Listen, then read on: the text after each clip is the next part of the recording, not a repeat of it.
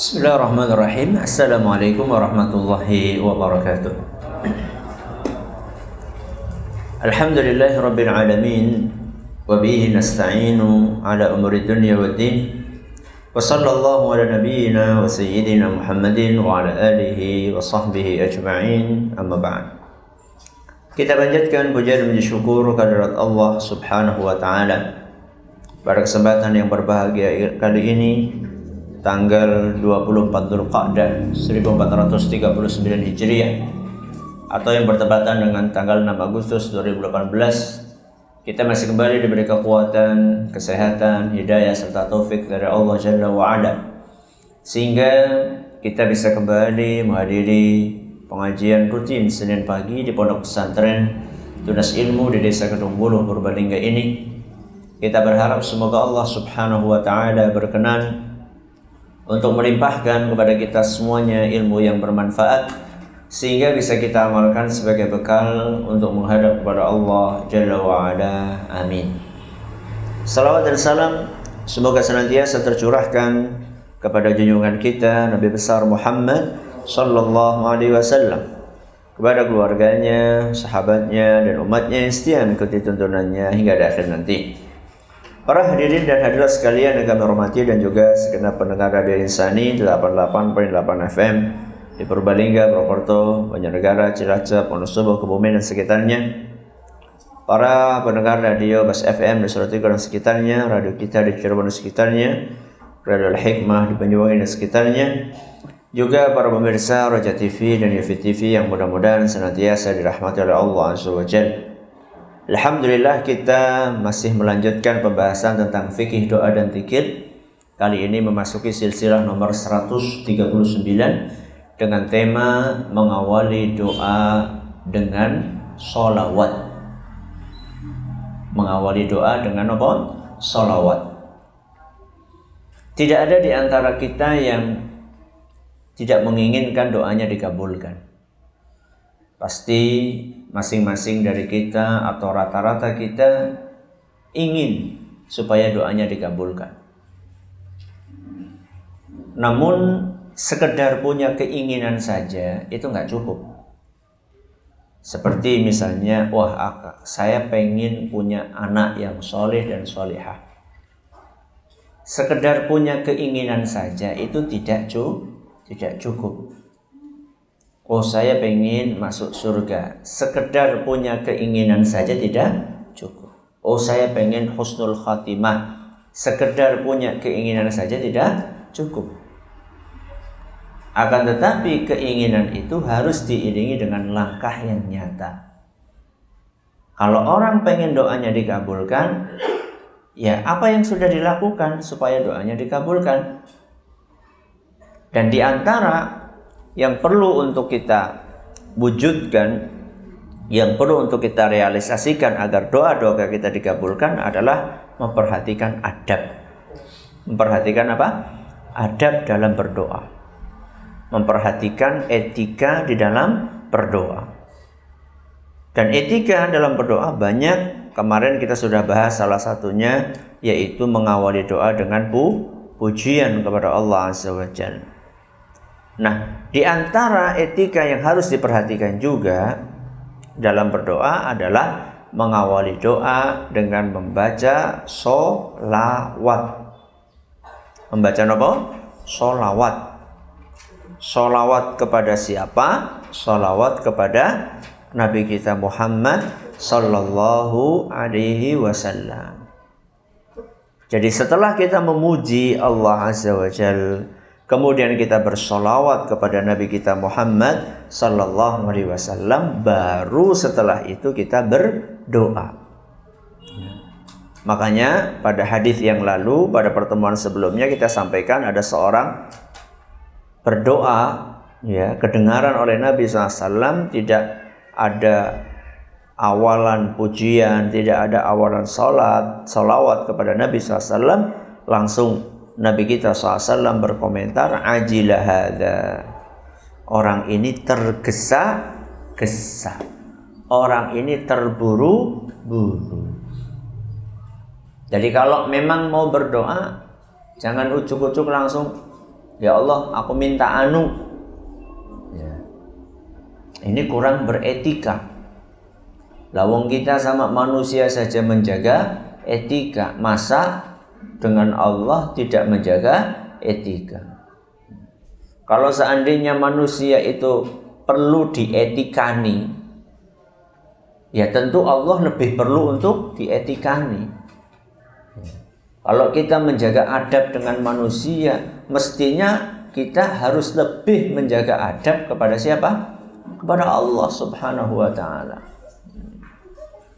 Dan di antara etika atau adab dalam berdoa adalah mengawali doa kita dengan pujian kepada Allah, kemudian dengan bersolawat kepada siapa? Rasulullah Sallallahu Alaihi Wasallam. Ada beberapa dalil yang menunjukkan dianjurkannya bersolawat sebelum berdoa. Di antaranya adalah hadis yang diriwayatkan oleh Imam At-Tabarani di dalam kitab beliau Al-Mu'jamul Awsat. Dan hadis ini dinyatakan hasan oleh Syekh Al-Albani, yaitu sabda Nabi sallallahu alaihi wasallam, kullu du'ain mahjubun. Setiap doa akan terhalang untuk dikabulkan. Masya Allah. Berarti doa itu ada penghalangnya. Ya. Apa penghalangnya dan bagaimana menghilangkan halangan tersebut, kita dengarkan apa yang disampaikan oleh Nabi kita Muhammad SAW. Setiap doa, kullu du'ain mahjubun, setiap doa akan terhalang untuk dikabulkan, hatta yusalla ala Muhammadin wa ali Muhammadin sallallahu alaihi wasallam. Sampai doa tersebut, hingga doa tersebut diawali dengan sholawat kepada Nabi Muhammad sallallahu alaihi wasallam dan kepada keluarganya.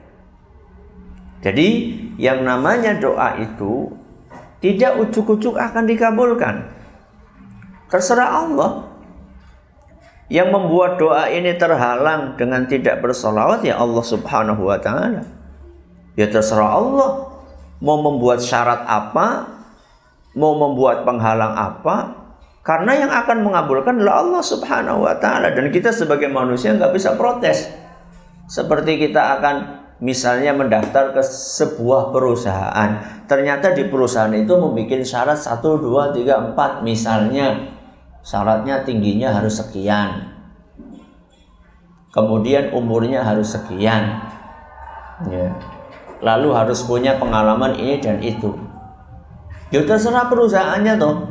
Kalau Anda memenuhi syarat ya silahkan daftar. Kalau tidak ya nggak diterima, nggak usah nopo, nggak usah protes. Ya. Lo perusahaan-perusahaan dia, kita juga datang butuh. Sebagaimana kita ketika minta sama Allah, Allah kasih syarat ini. Kalau tidak terpenuhi maka doanya akan terhalang. Ternyata kita tidak memenuhi syarat itu lalu kita protes. Loh, kenapa kita protes? Yang akan ngasih ke Allah Subhanahu wa ta'ala. Lagi pula syarat yang Allah bikin buat kita agar doanya dikabulkan itu bukan syarat yang mengada-ada. Berbeda nun sewu ya dengan peraturan yang dibikin oleh manusia. Kadang-kadang manusia bikin peraturan kan kadang-kadang mengada-ada. Ya, bikin undang-undang kadang-kadang juga mengada-ada. Ternyata setelah dikritik ya, kemudian masuk ke MK, Mahkamah Konstitusi, ternyata wah ini dibatalkan lagi. Karena yang namanya bikin undang-undang, manusia yang bikin itu tidak lepas dari kepentingan. Nah, tidak lepas dari kepentingan, apa yang menguntungkan dia, apa yang merugikan dia. Ternyata setelah ganti pejabat dikritik, oh ini nggak sesuai, dan banyak sekali undang-undang bikinan manusia yang seperti itu. Nah kalau Allah Subhanahu wa ta'ala ketika membuat aturan, ketika Allah membuat syarat, itu tidak ada yang mengada-ada. Ya. Tidak ada yang tujuannya sekedar untuk menyulitkan manusia, tidak ada. Ya. Karena inna hadza dina yusrun. Kata Nabi SAW, agama ini mudah. Jadi setiap ada syarat itu adalah dalam rangka untuk kebaikan kita, bukan untuk mempersulit kita. Maka di antara syarat itu adalah bersolawat kepada siapa? Nabi kita Muhammad sallallahu alaihi wasallam dan kepada keluarganya. Salawat itu intinya adalah kita mendoakan. Ya. Ini adalah minimal kita membalas budi baik, ya, jasa Nabi SAW kepada kita. Karena jasa Rasulullah SAW kepada kita, umatnya, itu amat sangat besar sekali. Ya. Amat sangat besar sekali. Tanpa ada bantuan dari Nabi kita Muhammad SAW, tanpa ada risalah dari Nabi kita Muhammad SAW yang sudah diutus oleh Allah Azza wa Jalla, kita tidak akan tahu mana jalan kebaikan, mana jalan keburukan. Kita tidak akan tahu mana yang benar, mana yang salah. Kita tidak tahu mana yang sesuai dengan petunjuk, mana yang sesat. Ya. Ini semuanya dengan izin Allah adalah berkat jasa dari Nabi kita Muhammad SAW yang mau menjelaskan kepada umatnya mana yang baik, mana yang tidak baik, mana yang sesuai dengan petunjuk, mana yang sesat. Maka minimal ketika Nabi kita SAW telah berbuat jasa atau telah berjasa kepada kita dengan jasa yang begitu besar, minimal kita doakan beliau. Dan salah satu bentuk doa itu adalah dengan membaca sholawat.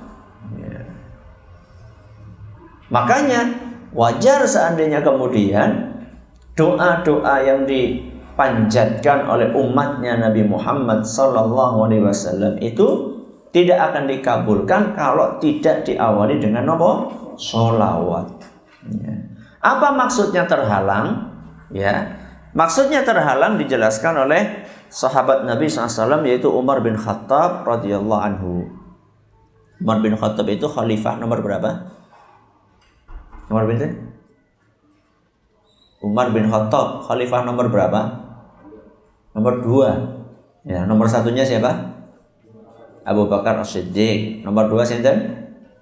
Umar bin Khattab. Nomor 3 Utsman bin Affan. Nomor sekawan Ali bin Abi Thalib. Nah, ini yang akan menjelaskan sabda Nabi SAW adalah khalifah yang kedua, yaitu Umar bin Khattab radhiyallahu anhu. Semoga Allah meridhai beliau. Kata Umar bin Khattab, "Inna du'a mauqufun bainas sama'i wal ard." Sesungguhnya doa itu akan tertahan di antara langit dan bumi. Manusia tinggalnya di mana? Di bumi. Ketika dia berdoa, dia angkat tangan. Ya, dia angkat tangan, menengadahkan tangannya ke langit. Kenapa? Karena Allah berada di atas arsy. Ketika doa itu dipanjatkan, maka doa itu akan naik. Naik ke atas apa ke bawah? Ya naik jelas ke atas dong, nggak ada naik ke bawah. Naik ke samping ya, nggak ada. Naik kemana? Ke atas. Nah, ketika doa itu naik ke atas, maka dia akan gantung antara langit dengan bumi. La yas'adu minhu syai', tidak akan diangkat hatta tusalliya ala nabiyyika sallallahu alaihi wasallam, sampai engkau bersolawat kepada nabimu sallallahu alaihi wasallam. Diriwayatkan oleh Imam At-Tirmidzi dan dinyatakan hasan oleh Syekh Al-Albani. Jadi solawat itu penting banget loh. Jadi orang berdoa, makanya selama ini kalau misalnya kita merasa dongaku kok ora dikabul-kabulkan, mungkin kita ini tidak awali dengan apa? Sholawat. Akhirnya dongane pada apa? Pada gantung. Berarti akeh banget tuh donga sing pada gantung kayak. Ya. Karena kadang-kadang kita itu maunya instan. Karena terpengaruh makanan apa? Instan, minuman instan. Akhirnya dongane ya karepe instan. Duwe anak soleh karepe instan. Apal Quran karepe instan. Gawe rumah karepe instan. Ya, gak bisa. Semuanya itu ada prosesnya. Semua itu ada aturannya. Makanan instan aja ada aturannya. Minuman instan aja ada aturannya. Masa sesuatu yang gak instan mau dibikin instan, padahal itu gak bisa dengan cara yang instan? Ya, maka perhatikan ya doa-doa yang kita panjatkan selama ini yang mungkin kok kok sampai saat ini belum dikabulkan. Mungkin doa tersebut belum kita awali dengan sholawat. Ya.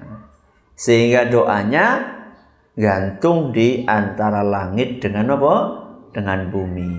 Ya. Maka mulai saat ini setelah kita tahu ilmu, jadi ngaji itu kan tujuannya supaya tahu ilmu, setelah itu dinopokan, diamalkan. Ya, maka setelah ini kalau kita mau berdoa, awali dengan sholawat. Kita mau berdoa, awali dengan sholawat ya kepada Nabi kita Muhammad Sallallahu Alaihi Wasallam. Nah, Ustadz, sholawat itu seperti apa redaksinya? Lafadznya itu seperti apa? Jadi kata-kata dalam sholawat itu seperti apa? Karena selama ini kita di masyarakat sering mendengar macam-macam redaksi sholawat.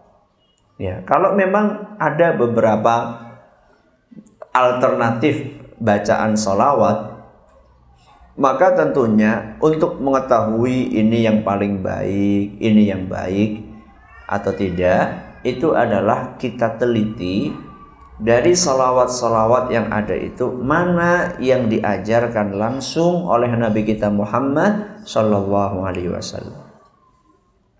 Jadi caranya, ya ini kaidah buat semuanya, bukan hanya sholawat, termasuk amalan, ya termasuk doa, ya termasuk zikir, termasuk wirid, ya. Jadi perhatikan kalau kita bingung, ya. Ki jane maca sing ndi sih, maca kiye apa kiye, akeh temen mumet bingung, sudah dicari mana yang diajarkan langsung oleh Nabi SAW. Itu pasti recommended, ya, itu pasti direkomendasikan. Ya.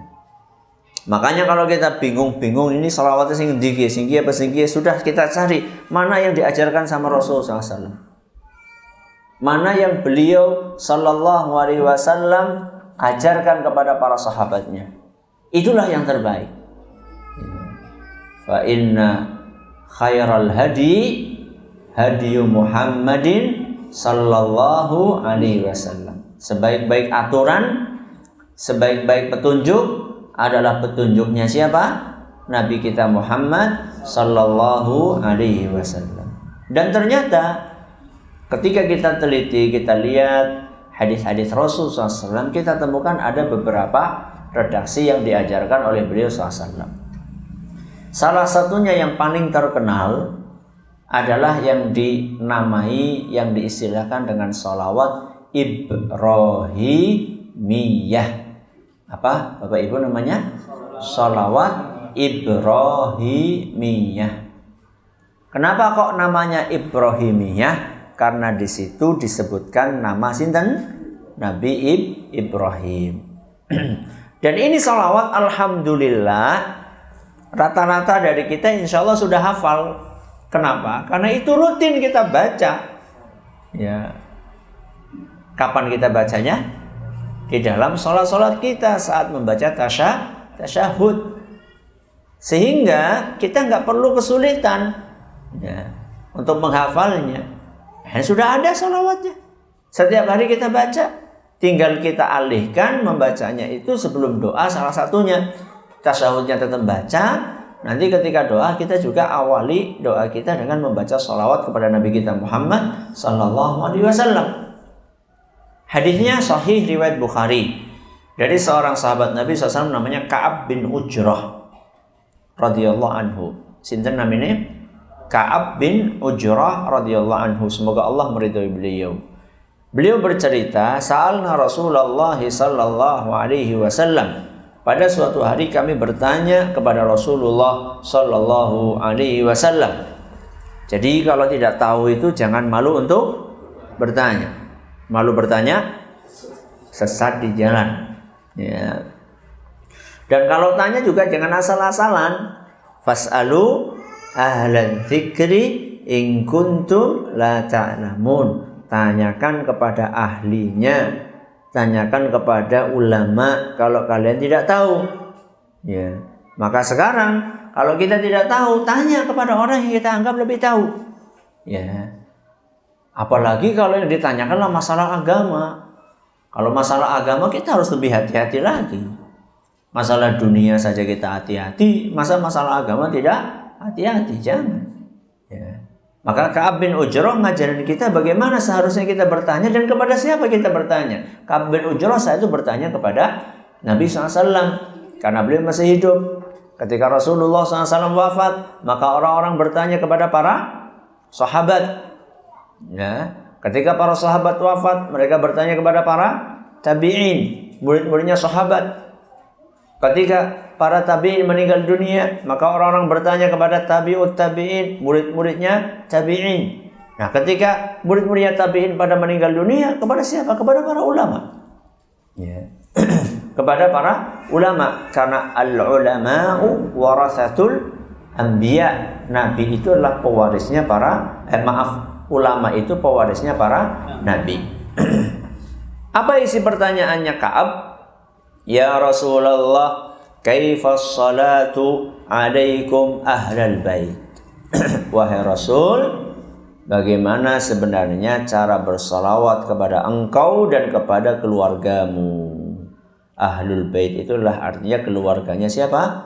Rasulullah Sallallahu Alaihi Wasallam, putra beliau, putri beliau, cucu beliau, cicit beliau, sampai sekarang.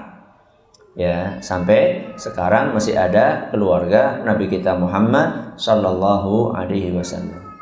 Tapi nggak setiap orang Arab itu keluarga Nabi. Ya, jadi nggak cuma sekedar urunge mancung terus jadi apa? Keluarga Nabi itu tidak. Ya. Jadi ada nasabnya. Nasab niku napa to? Garis keturunan.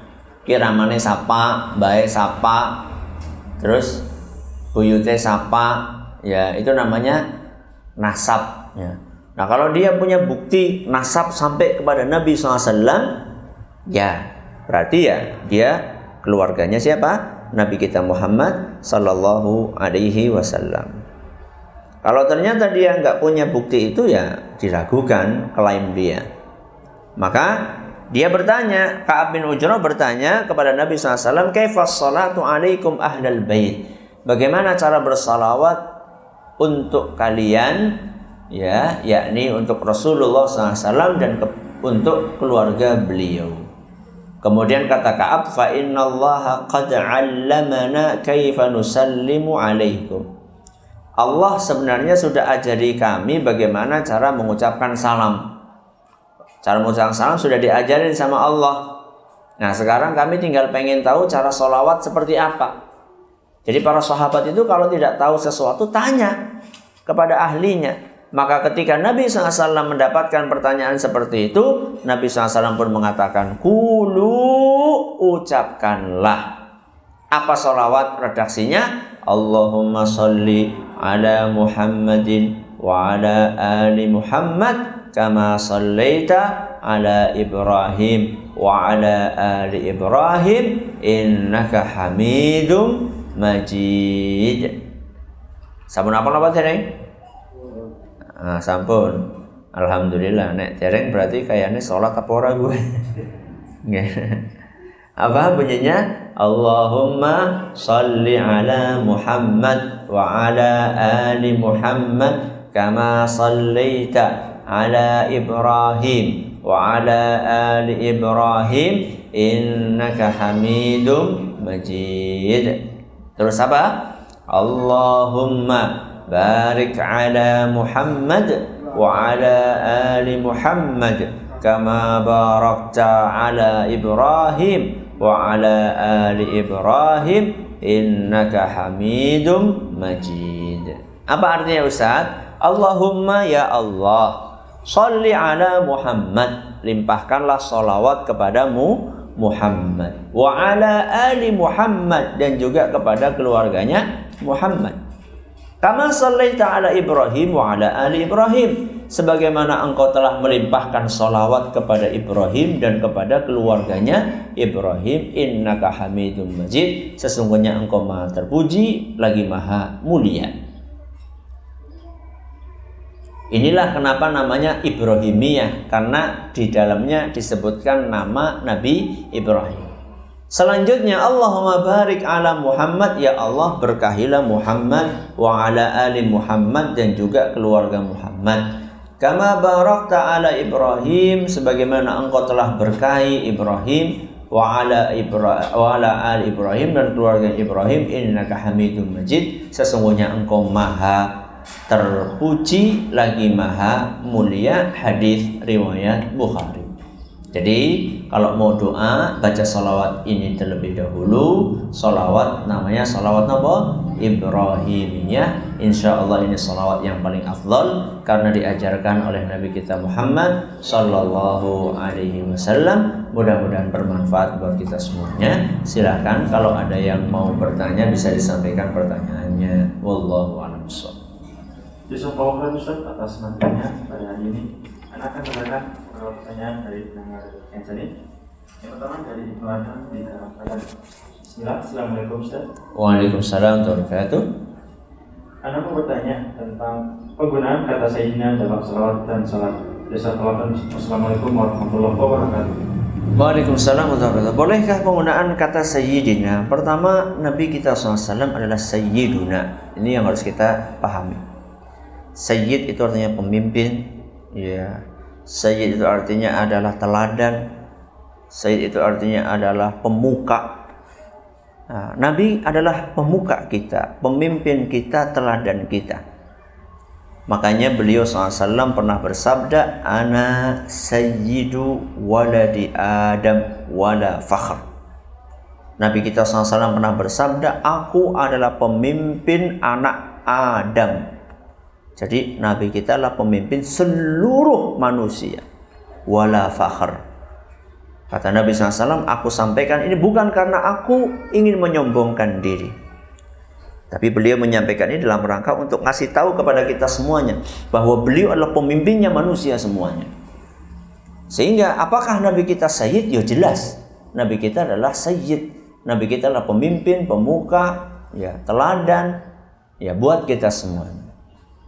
Ini perlu dipahami terlebih dahulu. Berikutnya, apakah boleh menyisipkan tambahan sayyiduna dalam sholawat? Jawabannya boleh, seandainya tidak di dalam bacaan tasyahud ketika sholat. Misalnya bagaimana Ustaz? Misalnya ketika kita khutbah Jumat, ya, ketika kita khutbah Jumat, sebelum berdoa di khutbah Jumat kita awali dengan Allahumma salli ala sayyidina Muhammadin wa ala ali sayyidina Muhammad kama sallaita ala sayyidina Ibrahim wa ala ali sayyidina Ibrahim innaka Hamidum Majid. Boleh. Ya. Kemudian ketika kita sedang berdoa di luar sholat juga tidak apa-apa. Kita sisipkan kata apa? Sayyidina. Ya. Atau ketika kita sedang bersolawat, ya, sedang dalam kondisi misalnya lagi duduk pengen bersolawat ditambahi sayyidina, boleh. Tapi kalau lagi sholat saat tasyahud sebaiknya tidak. Kenapa? Karena belum, kata para ulama, belum ditemukan adanya redaksi tasyahud, sholawat dalam tasyahud yang ada sisipan kata sayyidina saat sholat. Jadi kalau bacaan sholat itu memang lebih apa ya? Lebih ketat ya. Bacaan sholat itu lebih ketat ya, lebih spesifik, harus betul-betul ada redaksinya seperti itu. Dan ternyata kata para ulama kita belum ditemukan adanya riwayat yang ada sisipan sayyidina saat membaca tasyahud di dalam sholat. Akan tetapi kalau di luar sholat tidak masalah menambahkan kata sayyiduna. Wallahu a'lam bishawab. Ya. Bisa konsen atas jawabannya. Yang kedua dari Abu Abdillah. Bismillah, Assalamualaikum Ustaz. Waalaikumsalam warahmatullahi wabarakatuh. Anda mau tanya, bolehkah kita baca salawat dalam sujud terakhir sebelum berdoa? Ustaz, jazakallahu khairan Ustaz. Ada sebagian ulama membolehkan, ya, ketika kita mengawali doa kita. Akan tetapi ada juga sebagian ulama yang mengatakan tidak perlu, ya, karena sejatinya dalam sholat kita itu sudah ada pujian kepada Allah Subhanahu Wa Taala dan juga ada salawat, yaitu ketika kita tahiyat itu kan ada salawat, ya. Jadi sebenarnya kita ini sholat itu semuanya isi sholat adalah pujian kepada Allah, kemudian permohonan kepada Allah, doa-doa kita, dan di dalamnya juga ada salawat, ya. Coba perhatikan baik-baik, kan kita dianjurkan untuk membaca doa setelah tasyahud akhir, Ya, setelah tasyahud akhir itu kan diawali dengan apa? At-tahiyatu lillah wassalawatu wattayyibat. Itu kan semuanya pujian.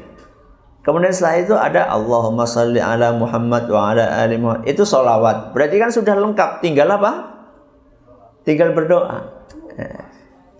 Tinggal berdoa. Sudah diawali dengan pujian kepada Allah dan sholawat. Ya, wallahu a'lam bishawab. Ya. Jazakallah khairan Ustaz atas jawabannya. Selanjutnya akan pertanyaan dari Ustaz. Silakan.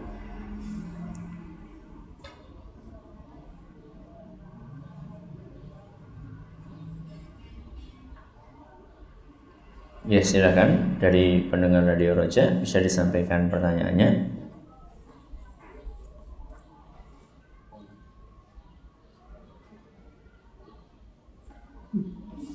Apa Ustaz, mungkin ada gangguan dari skripnya. Kita akan bacakan pertanyaan selanjutnya dari pendengar Radio Kencan Ustaz. Bismillah. Assalamualaikum Ustaz. Waalaikumsalam warahmatullahi wabarakatuh. Dari Sarif di Purwokerto. Bagaimana dengan orang-orang yang kalau mau berdoa dengan tawasul dulu kepada Nabi Muhammad SAW dengan bilang rutin khususan Al-Fatihah? Apa ini ada temannya Ustaz? Sekolah Ustaz. Tawassul yang dicontohkan di dalam agama kita antara lain yang pertama adalah tawassul dengan amal saleh. Ya. Kemudian yang kedua adalah tawassul dengan asmaul husna. Lalu yang ketiga adalah tawassul dengan doanya seorang yang masih hidup yang mampu untuk mendoakan kita. Ini yang saya ketahui dari berbagai jenis tawassul yang dicontohkan oleh Nabi kita Muhammad sallallahu alaihi wasallam. Tawassul dengan amal saleh jelas hadisnya dan juga ayatnya juga jelas. Rabbana innana amanna faghfir lana. Rabbana innana amanna faghfir lana. Wahai Rabb kami, sesungguhnya kami telah beriman, maka ampunilah kami. Ya, ini adalah tawassul dengan amal saleh. Juga kisahnya 3 orang yang terjebak di dalam apa? Gua. Ya, mereka bingung, nggak bisa keluar. Akhirnya masing-masing menyebutkan amal saleh yang mereka pernah lakukan. 3 orang itu macam-macam ya amal salehnya. Lalu mereka masing-masing bertawassul dengan amal saleh itu sehingga akhirnya pintu gua itu terbuka. Kemudian tawassul dengan asmaul husna. Ini yang kedua. Ya, tawassul dengan asmaul husna.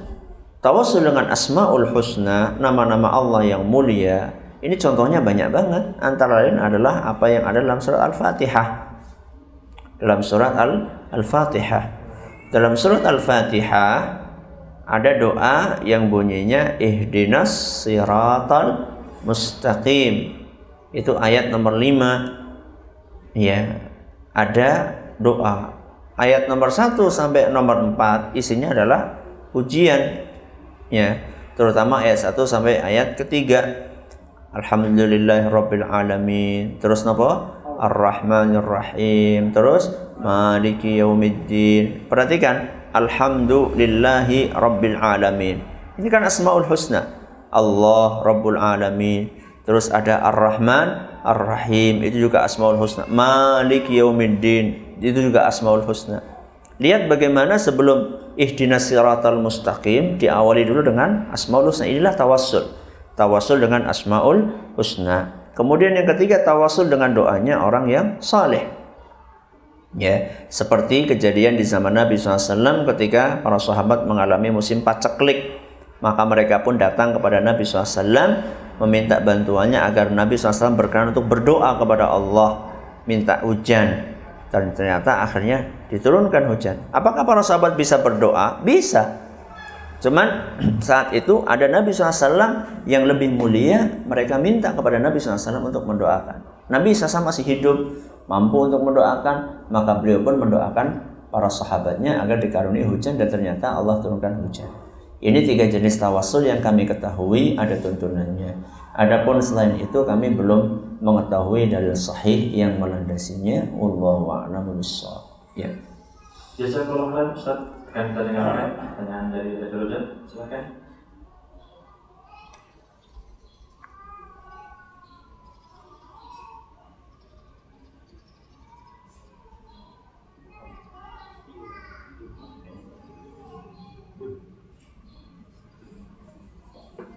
apa yang harus dilakukan pada saat sholat terjadi gempa?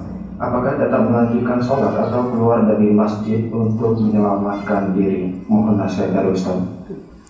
Kalau seandainya tengah-tengah sholat terjadi gempa dan kita mengkhawatirkan gempa itu akan membahayakan nyawa kita, maka saat itu keluar. Ya, kenapa? Karena menjaga keselamatan nyawa itu salah satu pokok ajaran Islam. Ya. Sedangkan sholat itu masih bisa nanti diqadha. Ya, bisa diqadha itu diganti di waktu yang lainnya. Maka keluar, ya. Kalau memang gempanya sudah kerasa membahayakan. Kecuali kalau gempa cuma gerep. Ini gempanya sudah bahkan bisa meruntuhkan plafon. Ya. Bukan hanya plafonnya, malah bisa meruntuhkan bangunannya. Maka keluar, ya. Keluar dari masjid, menyelamatkan diri, mencari tempat yang aman. Ya, nanti ketika sudah aman, ya, atau kalau masih khawatir ada gempa susulan, maka melanjutkan sholat di tempat yang aman, bisa di tanah lapang atau di tempat yang lainnya yang kira-kira tidak terkena dampak dari gempa tersebut. Wallahu a'lam bishawab. Ya, silakan. Jazakallahu khairan atas jawabannya. Selanjutnya kita dengarkan pertanyaan dari Tobas.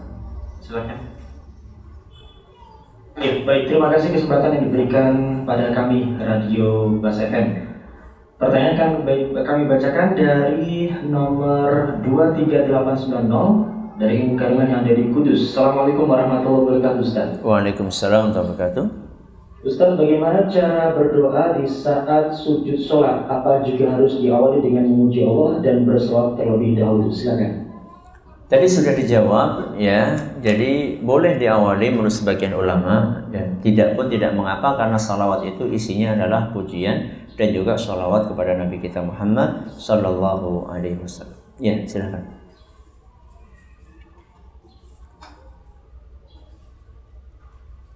Iya, baik. Terima kasih Ustaz atas kesempatan berikutnya. Selanjutnya adalah pertanyaan dari hamba Allah. Assalamualaikum warahmatullahi wabarakatuh, Ustaz. Waalaikumsalam warahmatullahi wabarakatuh. Ustaz, bagaimana cara kita untuk lebih baiknya mengajari anak dengan bersolawat yang benar, di mana anak tersebut, maaf, notabene adalah anak itu kurang pendengaran atau tuli. Kalau memang anak itu punya kekurangan, yaitu tunarungu, ya. Kalau anak itu punya kekurangan fisik tunarungu, maka kita bisa ajarkan dengan tulisan. Dengan apa? Dengan tulisan. Ya. Kalau dia bisa melihat, alhamdulillah. Kalau dia punya kekurangan tuna netra, kita bisa bantu dengan apa? Pendengaran. Ya. Atau dia bisa dibantu dengan huruf apa? Braille.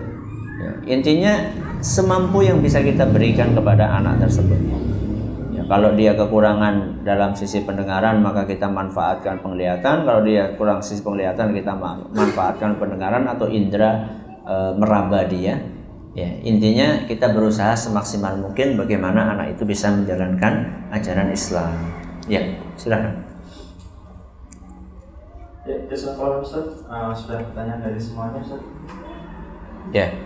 Sampai di sini pengajian kita pada kesempatan kali ini. Mudah-mudahan Allah jadikan ilmu yang kita pelajari bermanfaat buat kita semuanya. Terima kasih atas perhatiannya. Atas segala kurangannya kita tutup dengan membaca Subhanallahumma wa bihamdika asyhadu an la ilaha illa anta astaghfiruka wa atubu ilaik. Wassalamualaikum warahmatullahi wabarakatuh.